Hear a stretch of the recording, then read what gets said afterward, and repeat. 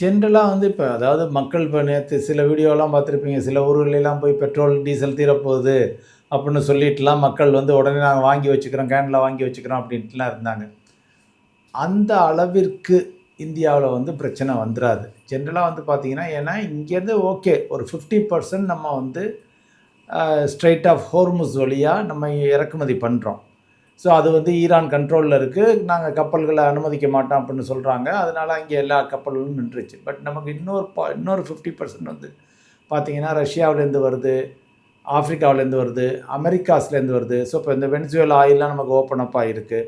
அதெல்லாம் வர முடியும். ஸோ இப்போ நம்ம அங்கே வந்து இப்போ ரஷ்யாட்டேருந்து அதிகமாக ஆயிலையும் வாங்க முடியும். அந்த 50% நம்ம இன்க்ரீஸ் பண்ணி 60-70 வரைக்கும் கொண்டு போகவும் முடியும்.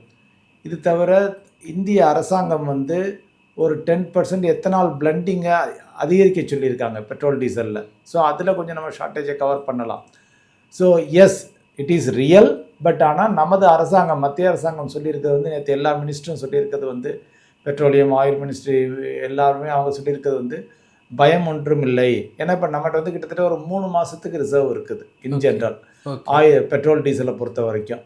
அந்த 3 மாதம் எதுவுமே இல்லாமல் இருந்தால் 3 மாதம் இருக்குது. இது வந்து இப்போ நமக்கு அந்த 50%, 60%, 70% வந்துக்கிட்டே இருக்குது. ப்ளஸ் எத்தனால் பிளெண்டிங் வந்துக்கிட்டே இருக்குது.